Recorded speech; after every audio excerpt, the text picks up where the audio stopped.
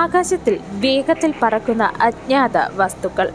ഇന്നത്തെ ലോകം അതിനെ വിളിക്കുന്നത് UFOs എന്നാണ്. അതായത് അൺഐഡന്റിഫൈഡ് ഫ്ലൈയിങ് ഒബ്ജക്റ്റ്, അതായത് ഈ പറക്കും തളിക പോലെയുള്ള അജ്ഞാത വസ്തുക്കൾ. പക്ഷേ ഇത് പുതിയ കാര്യമാണോ? അല്ലെങ്കിൽ ആയിരക്കണക്കിന് വർഷങ്ങൾക്ക് മുൻപേ ഇത് ഭൂമിയിൽ ഉണ്ടായിരുന്നു? പുരാണങ്ങളിൽ പറയുന്ന ദേവന്മാർ, അവരുടെ വിചിത്രമായ വിമാനങ്ങൾ, ഇത് വെറുമൊരു കഥയോ അല്ലെങ്കിൽ ഒരു നഷ്ടപ്പെട്ട അഡ്വാൻസ്ഡ് സിവിലൈസേഷന്റെ തെളിവുകളോ?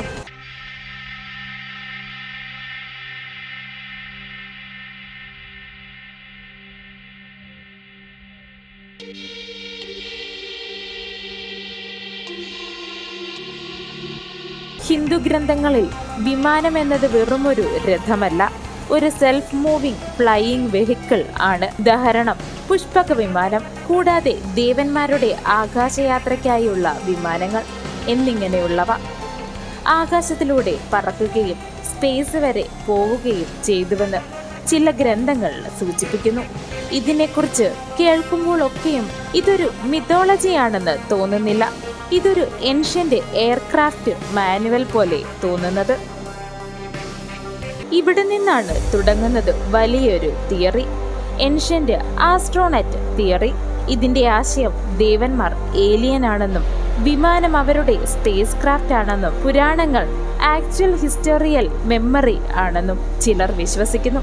ഈ വിമാനം നിർമ്മിച്ചത് മനുഷ്യരല്ല, മറ്റൊരു അഡ്വാൻസ്ഡ് സിവിലൈസേഷൻ ആയിരുന്നു എന്നാണ് ആ കൂട്ടർ വിശ്വസിക്കുന്നത്. ഒരു കാലത്ത് ആകാശത്ത് നിന്ന് ദേവന്മാർ ഇറങ്ങി മനുഷ്യരെ പഠിപ്പിച്ചു ഈ വിദ്യകളെല്ലാം. പിന്നീട് തിരിച്ചു പോയി അവർ. ഇത് ഫിക്ഷൻ ആണോ അല്ലെങ്കിൽ മറന്നുപോയ ഹിസ്റ്ററിയാണോ? ഇന്നും ലോകമെമ്പാടും UFO സൈറ്റിംഗ്സ് റിപ്പോർട്ട് ചെയ്തിരിക്കുന്നു.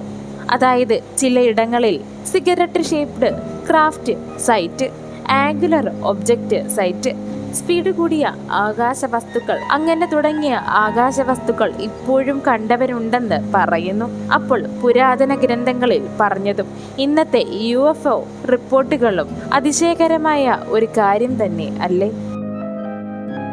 നമുക്ക് ഇതിന് പിന്നിലുള്ള സയൻസ് നോക്കാം. അതിനായി ശാസ്ത്രം 3 തിയറികൾ പറയുന്നു.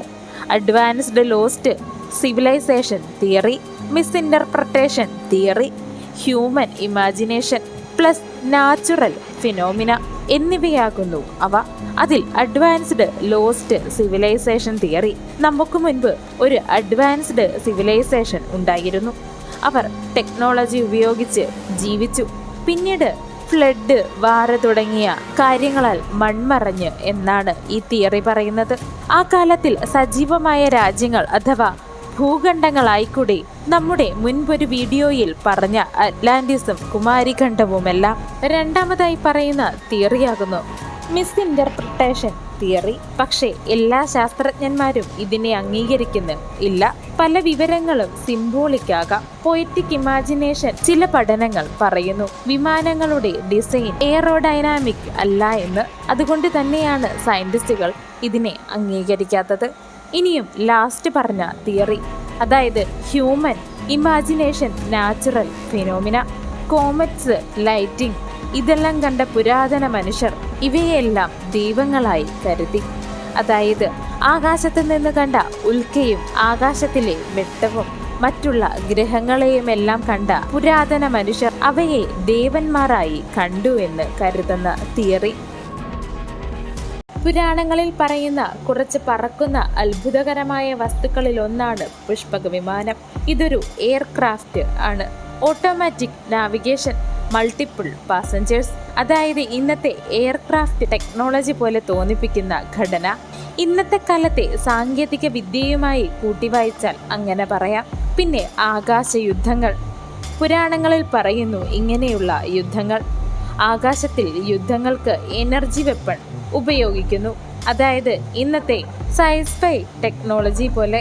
പിന്നെ പറയുന്നതാണ് ഏൻഷ്യന്റ് ടെക്സ്റ്റ് ഡിസ്ക്രിപ്ഷൻ. ഒരു വിമാനത്തിൽ നിന്ന് മറ്റൊരു വിമാനത്തിലേക്ക് കമ്മ്യൂണിക്കേഷൻ ഉണ്ടായിരുന്നുവെന്ന്, ഇന്നത്തെ റേഡിയോ കമ്മ്യൂണിക്കേഷൻ പോലെ. ഇതൊക്കെ കേൾക്കുമ്പോൾ ഈ പുരാണങ്ങളിൽ പറയുന്ന പല കാര്യങ്ങളും സത്യം തന്നെ അല്ലേ? നമുക്ക് മുൻപ് അവർ നമ്മളെക്കാൾ നന്നായി ജീവിച്ചിരുന്നു എന്നല്ലേ വിചാരിക്കേണ്ടത്? അപ്പോൾ ഒരു പ്രധാന ചോദ്യം, ദേവന്മാർ ഏലിയനാണോ? വിമാനങ്ങൾ റിയൽ എയർക്രാഫ്റ്റ് ആണോ? ശാസ്ത്രീയപരമായ നിഗമനം, തെളിവുകളില്ല, പക്ഷേ ചോദ്യങ്ങൾ വളരെയധികം പവർഫുള്ളാണ്. പുരാണങ്ങൾ വെറും ഒരു കഥയല്ല, ഇത് മനുഷ്യരുടെ ഇമാജിനേഷൻ ആകാം, അല്ലെങ്കിൽ നഷ്ടപ്പെട്ട ഒരു സത്യത്തിൻ്റെ നിഴലാകാം, ഒരു പക്ഷേ നമ്മൾ മറന്നുപോയ ചരിത്രമാകാം. നിങ്ങൾക്ക് എന്താണ് തോന്നുന്നത്? ദേവന്മാർ അഡ്വാൻസ്ഡ് സിവിലൈസേഷൻ ആണോ, അല്ലെങ്കിൽ മിഥോളജി മാത്രമാണോ? ഇത്തരത്തിലുള്ള വീഡിയോകൾക്കായി ചാനൽ സബ്സ്ക്രൈബ് ചെയ്ത് കൂടെ കൂടുക.